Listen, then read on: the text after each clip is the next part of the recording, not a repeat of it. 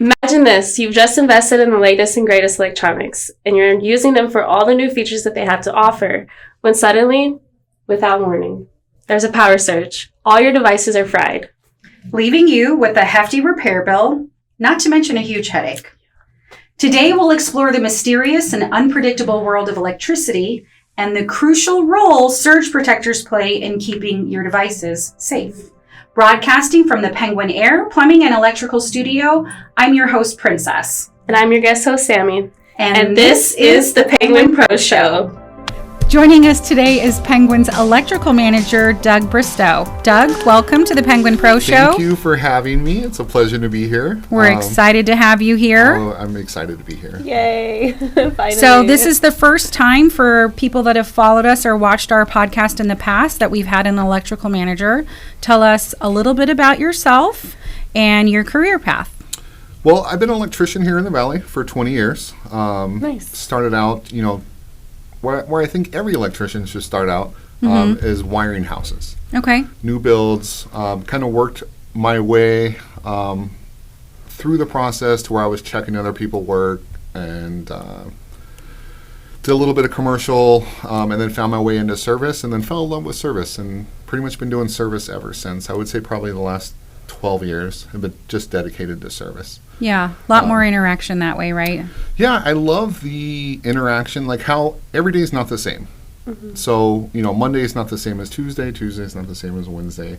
You get to interact with the customers. They invite you into their homes. So you get to see, a more personal side and just kind of like how other people are living. And it's really cool. So you get to meet a lot of really cool people, a lot of different personalities, which I really love. Well, I wanted to take advantage personally of the fact that you're here. Awesome. And tell you a little story that happened to me, and maybe you can help me identify what happened and how I don't let that happen again. Okay. So Sammi kind of talked about it in our intro about the latest and greatest electronics, right? Like the Apple 15 just came out. Yeah. So super expensive. excited. Yes. And I got a new phone a few years back.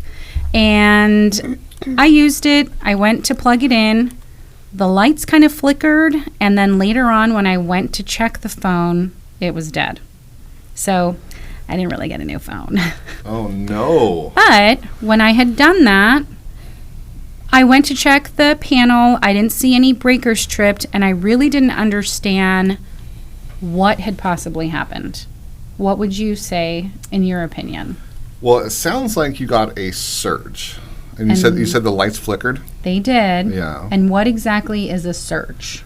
A surge is an overcurrent of electricity. So every time like an appliance, whether a small appliance or a large appliance kicks on or turns off, it's going to create an overcurrent of electricity. So it's either like when it turns on, it's going to draw it in. And when it turns off, it's going to spit it back out. And that creates a surge that's going to bounce around your whole electrical system. It'll essentially find the weakest point and just keep attacking it until it's essentially not working anymore. Kind of like what happened to your phone. Interesting. There's really no rhyme or reason. Like they just kind of like bounce around and attack stuff. It's the weirdest thing. And how often are surges happening in our homes? You probably get hundreds of surges. Think about how many times appliances get turned on and off inside of your house every day. Every time your air conditioner kicks on, every time you do a load of laundry, every time your refrigerator kicks on, microwave, stuff like that. It's going to create a surge no matter what. So it's best to have a surge protection device installed in your home, and there's a couple of different ways that you can protect things. There's two stages. Stage one would be what's called a point of use surge, and I'm sure you guys have these in your home. It's just kind of like a, help me out here, what's the it strips? called? Yeah, the strips Or the blocks, right? Yeah. Okay. These are designed to catch surges like right then and there. Okay. So if you plug, your phone into that, it probably would be working today. I'm assuming you plugged it directly into the wall. I did, and I do. Yeah. So I need to stop doing that too then, is what So you're is telling that me? something that we could do ourselves though? yeah, absolutely, Okay. absolutely. So Home Depot, Lowe's, like all the appliance stores, Okay. they all have surge strips that you can For you like can your buy. basic needs. Yeah, like your TVs, your computers, phones. I go above and beyond because I don't want to lose anything to a surge. So when would you say that we should get like the next stage 2 level? So stage 2 surge protection, it goes underneath your electrical panel and ties directly into your electrical system. Okay. And it protects stuff that you normally couldn't protect, like your air conditioner, your washer and dryer, your refrigerator, anything with a motor. It's going to protect that. For sure. Let's protect those. Those are expensive. So I want to rewind though really fast, because you were saying like the strips and the blocks and we can all do it. Is there a significant difference between like my dad who has those old strips versus like what's out there in modern technology? Yeah, you That's have a to good question. you have to be really careful with those because some of those are just outlet extensions essentially. So there's extension cords that allow you to plug more stuff in. There's no surge capabilities to them. So when you do purchase them, make sure it has the surge protection feature on the actual device.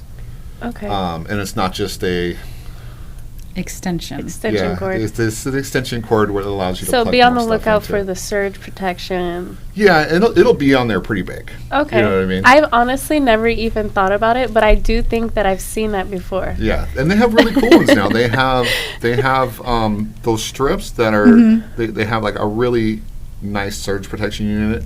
It's got the USB outlets that allows you to kind of plug USB stuff directly into them and charge. Okay, to further take advantage of you being here, because we're in October, Indeed. the holidays are around the corner, By the weather. and let me confess my next guilty thing. So when it comes to my Christmas lights, I shouldn't be using one of those outlet extension things either. That's a good question. Only if they're 'Cause I outdoor worry. rated. Yeah, that's what I was going to say. Is I worry about, not that it rains so frequently, but I do worry about that, and I try to angle everything under the side of the house and things like that. But once I get to a certain point, I'm just wanting my yard to look pretty. Yeah, of course. Everybody wants a beautiful house for Christmas and Halloween even. True. You never really want to plug extension cords in outside. That's a general thumb because our weather is very unpredictable. One day it could be 110. 2 hours later it could be pouring down rain and everything's soaking wet. Arizona weather is crazy. Outlets outside are generally protected by what's called a GFCI. So as soon as those would get wet, they would shut off right away. I'm sure that's happened to you guys. A lot of times it happens when girls are doing their hair or You straight. have to reset the breaker. Well, yeah, it's a little button. But on it's an the outlet. button. Oh, yeah. But they're designed to save lives. A GFI, as soon as it detects water, like they shut off right away, so that you don't electrocute yourself. But the general rule of thumb is that you never want to plug anything in outside for an extended period of time. Okay, I'm learning. Yeah, I'm yeah. going to have a safer holiday season this year. That's so Hopefully. awesome. So back to the surge protector conversation that we were having earlier. Do we offer surge protectors at Penguin? We do. We offer the Stage 2 Surge Protector. It's brought to you by Eaton. It's a top-of-the-line surge protector. They're designed to essentially be a self-sacrificing device. So if it gets hit by a strong enough surge, the device itself isn't going to work anymore. And they do carry a lifetime warranty. So Oh, that's fantastic. and they're really easy. So Yeah. you'll notice it underneath your panel. It has 2 green LED lights on it. There's nothing that the homeowner would service. If the lights are working, it's working. If the lights aren't working, it's not working anymore and needs to be Good. replaced. Okay. And something that's easily monitored. I Yeah. mean, I can walk by it and see if there's 2 green lights on or not. Yeah, For and sure. they're real mellow lights too. It's not like you're going to be lighting up the whole side of your house with little green lights or anything. They're real, Right. low profile. It looks real clean. But if I offered you something that could, save your air conditioner. I would do it. Yeah. And it has a 1000%. lifetime warranty. Like, yes. Yeah. Yeah, 1,000%, because the investment of the surge protector versus having to replace my air conditioner, which I've had to do once already, right, is significant. Yeah. I actually lost a refrigerator due to a surge, and like we just bought it, and we plugged it straight into the wall. And the surge came from the power grid. All of our light, like the power, came on and off a bunch of times real fast, and it just smoked it right out. It just quit working. Thankfully, we were able to get it fixed. It just fried the motherboard, but right after that, we put in a whole home surge protector just to kind of protect our essentials inside of the house, because you lose your refrigerator, your washer and dryer, your air conditioner. So clarify for me. Okay. I've moved a few times, obviously, over the course of my life. Now, there's a specific outlet behind where the fridge is built to go. Correct. But I have a garage fridge that I plug in wherever. And you're basically saying that that's how I could lose a fridge if I don't have a surge protector. You could, yeah. You could. A refrigerator in the garage is going to work pretty hard, because think about how hot the garage is in the summertime. Mm-hmm. It's constantly going to be turning on and off. So it's working double time trying to cool the inside of the fridge. Not only do you want it on a dedicated circuit, but you definitely want some type of surge protection to negate all those negative surges that you're getting. And just so kind of how a surge protection device works is all those surges get pulled down inside of the surge protection device, and they get grounded out, so they're not causing any damage, to the air conditioner, refrigerators, washers and dryers and stuff like that. Okay. And how long does it take to get a surge protector in my house? Well, typically the installation takes about anywhere from 15 to about 45 minutes. They go in pretty quick. Okay.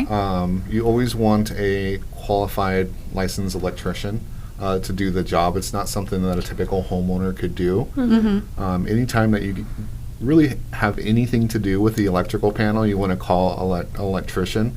I'm sure you have some crazy stories. Yeah, I had this lady, and bless her heart, she was an angel, but she had to get her panel upgraded. Mm-hmm. Her panel was from 1980 something. Oh my goodness. And it was really kind of deteriorating, kind of falling apart, stuff wasn't working. So we upgraded her panel. We did an amazing job according to her. Mm-hmm. She loved the panel. She wanted to take care of it.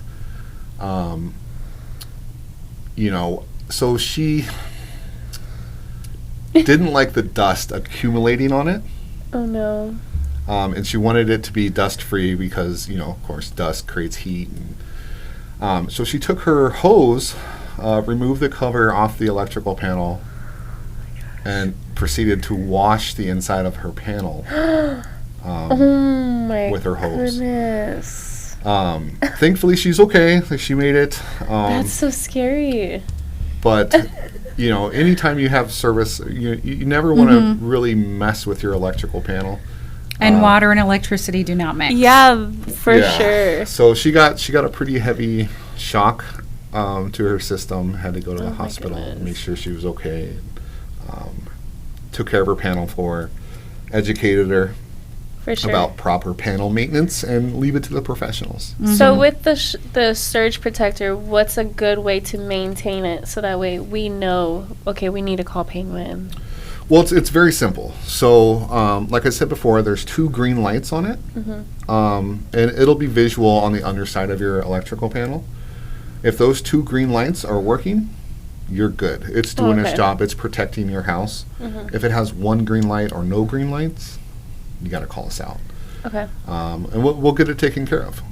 It did its job. If it's not working, it did its job. It saved your house from a big surge that could potentially, took life off your air conditioner, broke your fridge, your washer I think and dryer. that's a really good point that you're making, though. That if it's not working or if it only has one light on, that it did its job, right? That's a good way to look at it. Yeah, because sometimes our interpretation is, well, I paid money for this and now it's not working. Well, then it did its job. Yeah. Right? So it's a self-sacrificing device, which means it'll destroy itself before it allows things in your home to be destroyed. And I would much rather repair a surge protector than replace a whole entire refrigerator or yeah. dishwasher. So they do come with a lifetime warranty through Eaton, which is the manufacturer. So, say you go out there, you have it installed, you go out there 3 weeks later, none of your lights are working. You're like, dang it. I just paid to have this, it's a good thing. It's a good thing. Absolutely. It's a good thing that it's not working. You call Penguin, they'll send someone out and we'll get a new surge protection device put in there for you. Yeah, no, I really like the way that you said that. It did its job. Like you actually want it to need to be serviced again sometimes in the future, right? Yeah. Because then it saved something in your house that, I wouldn't know, you wouldn't necessarily know what it saved in our homes, but it did its job. Yeah. It's good not to know. and on the homeowner's side, there's nothing to service on it. There's nothing that you need to clean. There's nothing you need to reset. There's nothing that could trip. Like, it's either working or it did its job. Awesome. Pretty simple. Good. Great. Yeah. Well, thanks for that information. Absolutely. Thank you, Doug. You're welcome. Doug, are you ready to play a game? I am so excited to play this game. Are you smarter than a fifth grader? Let's go. Benjamin Franklin conducted this famous experiment that showed lightning was an electric discharge, a glowing chemical, a magnetic field, a movement of air molecules. Oh, no cheating. Maybe a magnetic field. Are you trying to throw me off? Oh. Is that what you picked? No. Oh. I got it right. True or false? A black spot or burnt smell on or near your breaker box is normal and not a cause for concern. True. Doug, I think you're trying to manipulate this in your favor. I'm trying. It's not You working. just gotta do the guys, opposite of what he says. You guys are so smart. He's not. What is the most common reason for a tripped circuit breaker? Lightning strike? Circuit Power. overload, or a power outage? I guess power outage. Yeah, you did. Which of these best completes the circuit? Leather shoelace, rubber band, metal nail, or a wooden toothpick? Ooh. Wooden toothpick. Leather shoelace. You guys, it's throwing me off.